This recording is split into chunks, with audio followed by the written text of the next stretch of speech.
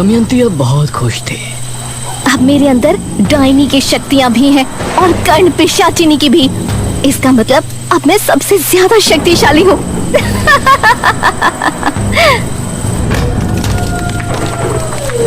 दमयंती ने राक्षसी देवी को प्रणाम किया और फिर राजा भीम सिंह के महल की तरफ चली गई। राजा भीम सिंह उस समय अपने शयन कक्ष में सो रहा था। तभी उसे महसूस हुआ कि कोई उसके सीने को सहला रहा है। वो हड़बड़ाहट में नींद से जागा। कौन है? आंख खुलने पर उसने दमयंती को अपने बिस्तर पर पाया तो वो हैरान रह गया। अरे दमयंती, तुम? जी महाराज, हम। कहाँ चली गई थी आप? उस रात से आप कहीं नजर ही नहीं आई। हमने आपको कितना खोजा, आपको पता है? महाराज, आपने हमारे साथ जो किया उससे हमें बहुत बुरा लगा था, लेकिन बाद में हमने सोचा कि आपने हम पर इतनी दया की थी, हमें अपने महल में जगह दी थी। आपके एहसानों के बदले तो हमें जीवन भर आपकी सेवा करने में ही गुजार देना चाहिए। यह सुनकर राजा खुश हो गया। ऐसा नहीं है दमयंती, आप बस हर रात हमारा अकेलापन दूर कीजिए, यही हमारे लिए काफी है। क्यों नहीं महाराज? ये कहकर दमयंती महाराज पर झपटी। महाराज बेड पर वापस गिर गए और दमयंती उनके सीने पर बैठ गई। वो महाराज के चेहरे पर प्यार से हाथ फेरने लगी। महाराज भी उसकी कमर पर हाथ फेर रहे थे और अपनी आंखें बंद करके उसके कोमल जिस्म का स्पर्श महसूस कर रहे थे। तभी दमयंती की आंखें लाल लाल चमक उठी। उसके नाखून लंबे होकर राजा के सीने में चुभने लगे। भीम सिंह ने जैसे ही आंखें खोली तो दमयंती का नया रूप देखकर वो हैरान रह गया। हटिए, कौन है आप? हम वही हैं महाराज, जिनको आप सदैव अपनी दासी बनाकर रखना चाहते हैं। करीब आइए ना। दमयंती ने अपना तेज पंजा राजा के सीने पर ऐसा चलाया कि अगले ही पल भीम सिंह का दिल दमयंती के हाथ में था।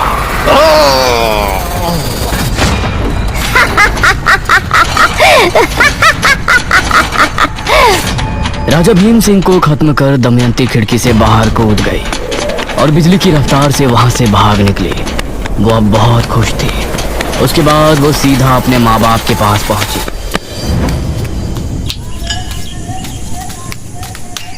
अरे दमयंती बेटी। उसकी माँ ने उठकर उसे गले से लगा लिया। कहाँ चली गई थी बेटी? अब कहीं नहीं जाऊंगी माँ। लेकिन उसका पिता तभी उस पर गरज कर बोला, कहाँ मुंह काला कर रही थी इतने दिनों से? मिल गया होगा कोई प्रेमी जिसके साथ तू रंगरलियां मना रही होगी। आप ऐसा क्यों बोल रहे हैं? हमारी बेटी इतने दिनों बाद आई है। इसी बात का तो दुख है। अब तो इससे जमींदार भी शादी नहीं करेगा, क्योंकि गांव में ये बात फैल गई है कि मेरी पुत्री घर से भाग गई थी। यह सुनते हुए दमयंती अपने पिता को गुस्से भरी निगाहों से देख रही थी। वही जमींदार ना पिताजी, जिसको आप अपनी इस पुत्री को 50,000 मुद्राओं में बेचने वाले थे? ये सुनकर दमयंती का पिता हैरान रह गया। अगर हम भागते नहीं तो अभी तक आप हमें बेच चुके होते। उसे विवाह नहीं, बेच फरोख कहते हैं पिताजी। ये सुनकर उसका पिता दांत भींचते हुए अपने कमरे में चला गया। माँ, मुझे भूख लगी है, खाना लगाओ। दमयंती की माँ ने उसके लिए खाना लगाया और दमयंती ने खाना शुरू किया। लेकिन काफी खाने के बाद भी उसकी भूख मिट नहीं रही थी। माँ, और दो ना, भूख लगी है। बेटी, तुम 8 रोटी खा चुकी हो, अभी तक तुम्हारी भूख शांत नहीं हुई। ये सुनकर दमयंती को भी बहुत अजीब लगा, क्योंकि इस बात पर उसने भी ध्यान नहीं दिया था। कोई बात नहीं बेटी, मैं अभी बनाती हूँ, रुक। दमयंती की माँ ने उसके लिए 4 रोटियां और डाली, लेकिन उन्हें खाने के बाद भी दमयंती की भूख शांत नहीं हो रही थी। ठीक है माँ, मैं सोने जा रही हूँ।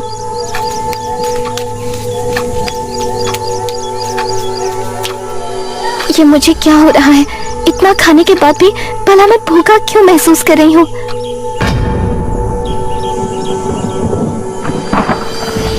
आधी रात का पहर था।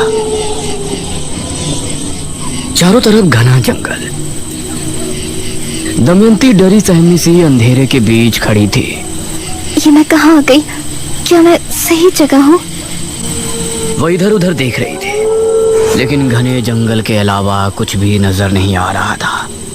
तभी उसे एक आवाज सुनाई दी। ये आवाज सुनकर वो अचानक से डर गई और झाड़ियों के बीच जा छिपी। उसने देखा कि 4 आदमी कंधे पर एक ताबूत उठाए आगे बढ़ रहे हैं और उन्हें पहचानते ही वो बेहद डर गई। हे काली दुनिया की देवी, मुझे बचा लीजिए। वो चारों दमयंती के जितना करीब आ रहे थे, उसके दिल में खौफ और भी ज्यादा बढ़ता जा रहा था। वो उस तक पहुंचने ही वाले थे, तभी अचानक उसे झटका लगा। उसने पाया कि वो जमीन पर पड़ी है, क्योंकि वो तभी खाट से नीचे गिरी थी। ये भी स्वप्न था? इतना कुछ हो गया जिंदगी में, लेकिन ये स्वप्न अभी भी वहीं का वहीं है। उसने उठकर पानी पिया।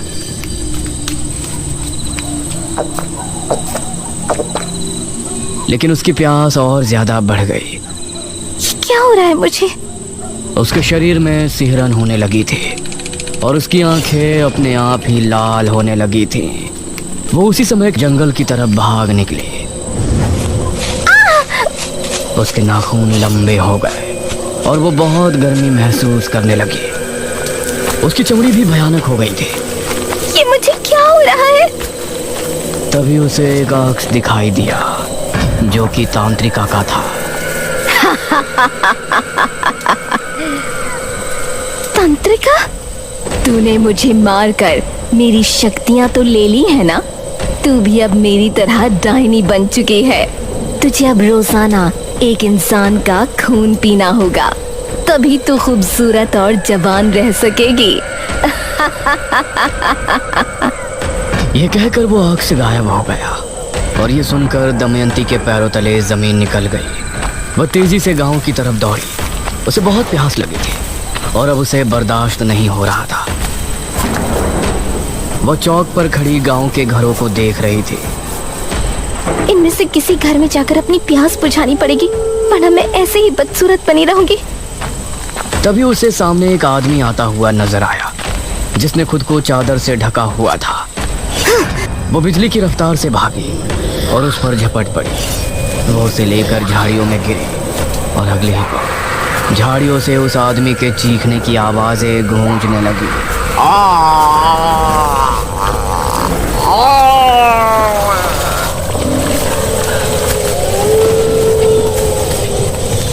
काफी देर बाद दमयंती उस आदमी से अलग हुई।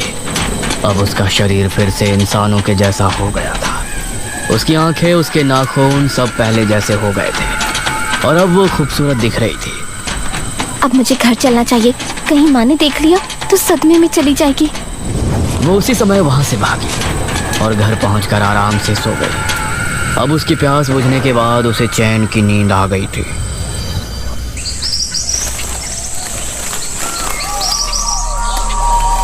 अगली सुबह घर में अजीब सा मातम सुनकर उसकी आंख खुली।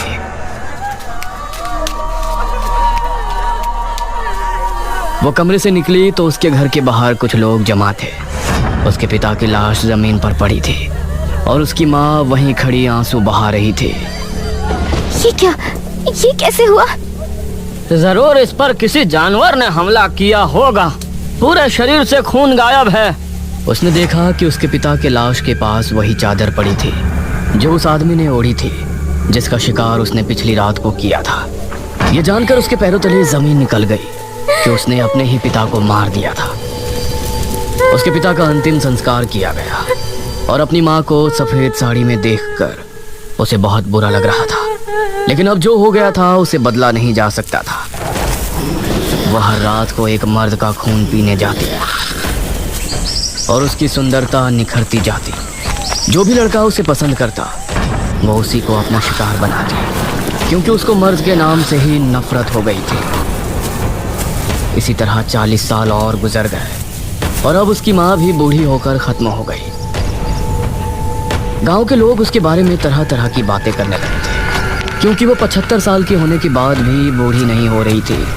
लोग उसके करीब जाने तक से डरने लगे थे और इसी तरह से 23 साल और निकल गए। एक रात इसी तरह से वो अपना शिकार करके घर लौटी तो उसको अपने शरीर में अजीब सी सिहरन महसूस होने लगी। ये मुझे क्या हो रहा है? तभी उसे काली दुनिया की देवी की आवाज सुनाई दी। दमयंती, तुम्हारी आयु अब 98 साल 6 माह हो गई है। तुम्हारे पास अब 18 माह का समय है। 18 माह मतलब 100 वर्ष की आयु होने के बाद 15 माह के बाद तुम एकदम बूढ़ी हो जाओगी और उसके बाद कुछ ही महीनों में तुम्हारी मौत हो जाएगी। ये सुनकर दमयंती के पैरों तले जमीन निकल गई। लेकिन मैं कैसे मर सकती हूँ? मैं तो बहुत शक्तिशाली हूँ।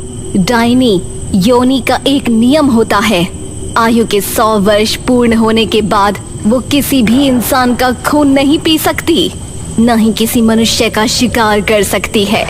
उस समय उसे एक क्रिया करनी होती है जिसमें उसको जिंदा मनुष्य नहीं बल्कि 11 मुर्दों का खून पीना पड़ता है, और ये क्रिया 100 वर्ष की आयु होने के 55 दिनों के भीतर करनी पड़ती है, अन्यथा 56वें दिन उसकी मृत्यु हो जाएगी।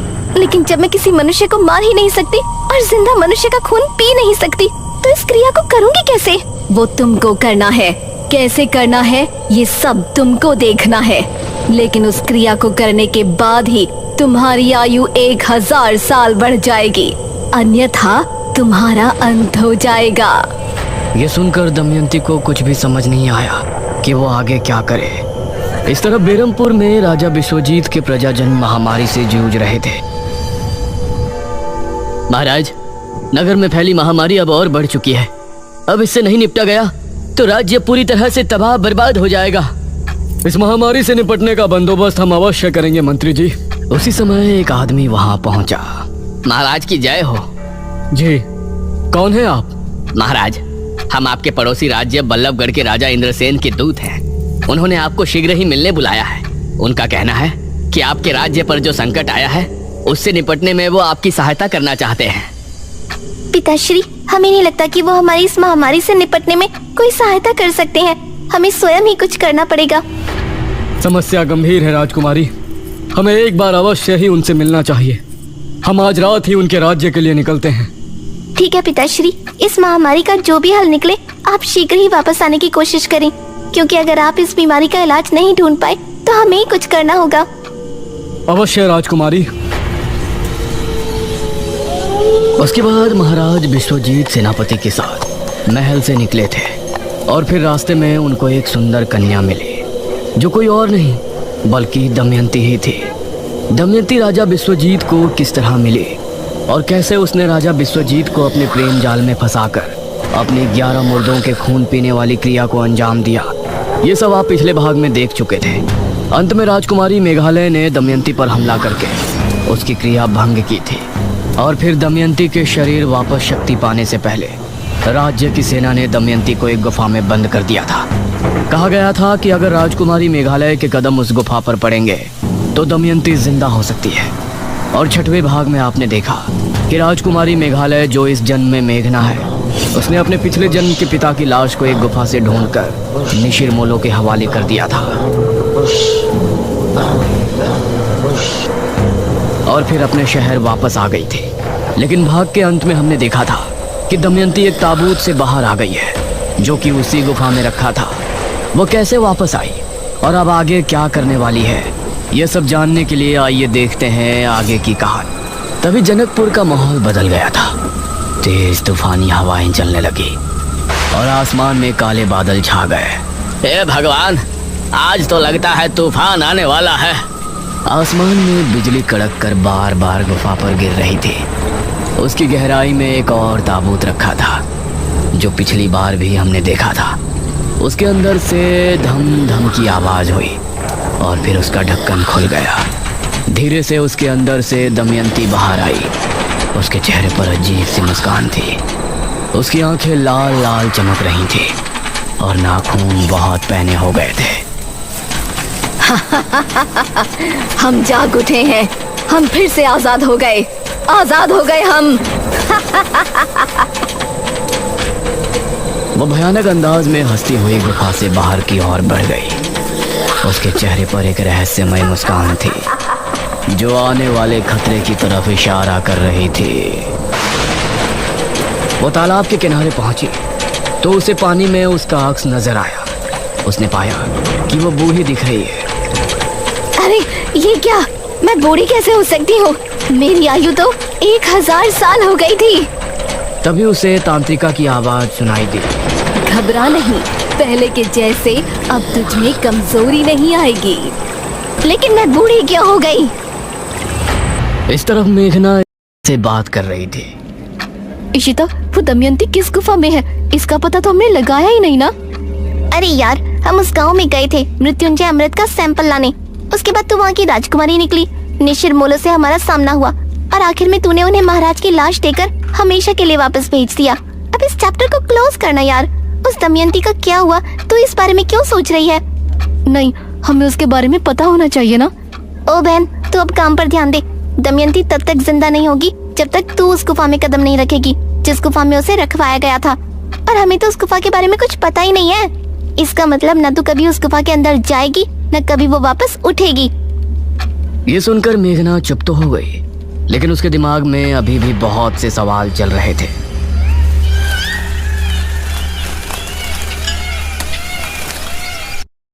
वहीं बेरमपुर में अनुज अपने घर पर बैठा हुआ था। अरे खाना खाएगा या नहीं? कब से इसी सोफे पर चिपक के बैठा है? माँ, मुझे भूख नहीं लग रही है। जब लगेगी तो खा लूंगा ना, आप खा लो।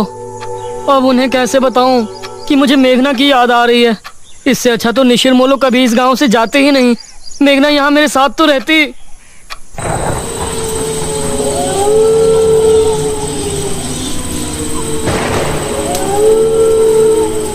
इस तरफ दमयंती, जो अब बूढ़ी हो चुकी थी, उसको समझ नहीं आ रहा था कि उसके साथ ऐसा क्या हो रहा है। तभी उसे एक आवाज सुनाई दी और उसने आसमान में देखा। अरे ये क्या चीज है जो आसमान में उड़ रही है? ये तो कोई विमान लगता है।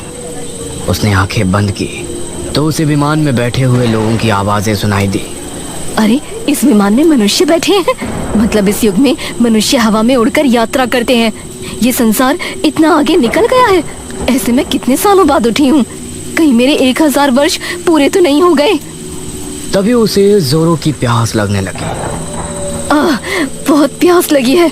कोई शिकार ढूंढना पड़ेगा। वो अब गांव की तरफ बढ़ गई।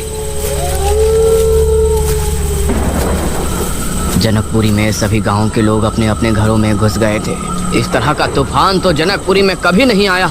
इतनी तेज हवा, कहीं घर की छत छप्पर ना उड़ जाए। जहां सभी गांव के लोग घरों में घुस चुके थे, वहीं कोई था जो कि अभी भी गलियों में भटक रहा था। बड़े दिनों के बाद चोरी करने का प्लान बना था। इस कमबख्त तूफान ने सब खराब कर दिया। अब तो घरों में सभी लोग जाग रहे होंगे, चोरी भी नहीं कर पाऊंगा। तभी उसे सामने से दमयंती आती हुई नजर आई। अरे ये बूढ़ी कौन है? वो आदमी कुछ कदम बढ़ाकर दमयंती के पास पहुंचा। दमयंती उसको ऊपर से नीचे तक देखने लगी। इसने कितने विचित्र वस्त्र पहने हैं। शायद इस जमाने के लोग यही पहनते हैं। अरे अम्मा, इतने तूफान में कहाँ जा रही हो? घर चली जाओ। इसको सुनसान जगह ले जाकर इसी का शिकार कर लेती हूँ। बेटा, मैं अपने घर ही जा रही थी। अपनी पुत्री से भेंट करके आ रही हूँ। भेंट करके? वो क्या होता है? अब मतलब मिलकर आ रही हूँ बेटा, लेकिन अब चला नहीं जा रहा। कोई बात नहीं अम्मा जी, आओ, मैं आपको घर छोड़ देता हूँ। आइए, मेरी पीठ पर चढ़ जाइए। उस आदमी ने दमयंती को अपनी पीठ पर बैठा लिया और आगे बढ़ गया।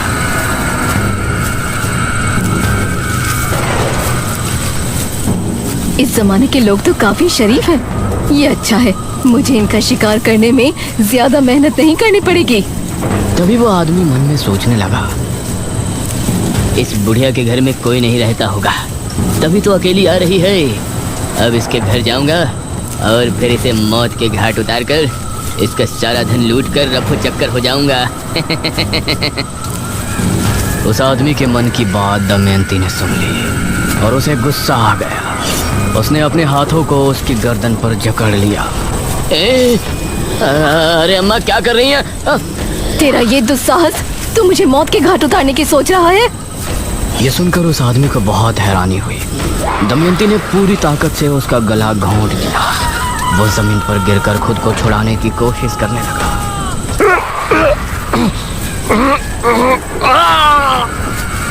उसकी चीख सुनकर आसपास पेड़ों पर बैठे पक्षी फड़फड़ाते हुए फिजा में उड़ गए। दमयंती उसे पूरी तरह से खाली करके उठ खड़ी हुई। अब सुकून मिल रहा है। तभी उसका शरीर ठंडा पड़ने लगा। अब ये क्या हो रहा है? तभी उसके शरीर की रंगत बिखरने लगी। उसके बाल भी काले घने हो गए। देखते ही देखते वो पूरी तरह से जवान और खूबसूरत हो गई। उसने अपने चेहरे पर हाथ फेरा तो अपनी खूबसूरती को वापस पाकर उसे बहुत खुशी हुई। मतलब मैं बूढ़ी सिर्फ इस वजह से हुई थी कि मैंने पिछले कई वर्षों से खून नहीं पिया था। इसका मतलब मेरी जिंदगी के 1000 वर्ष पूरे नहीं हुए। अब मैं राजकुमारी मेघालय से अपने साथ हुई सभी धोखेबाजी का बदला लूंगी। मार दूंगी उसको चारों तरफ से, मार दूंगी उसको चारों तरफ, तबाही मचा दूंगी। दमयंती आगे क्या करने वाली है? वो अचानक कैसे आजाद हो गई? क्या अब मेघना की जिंदगी में खतरा और ज्यादा बढ़ गया है? अनुज मेघना को पसंद करने लगा है। क्या होगा इसकी प्रेम कहानी में? बने रहिए हमारे साथ इस रोमांचक और डरावनी कहानी के अगले भाग ताबूत पार्ट 9 में भी, सिर्फ और सिर्फ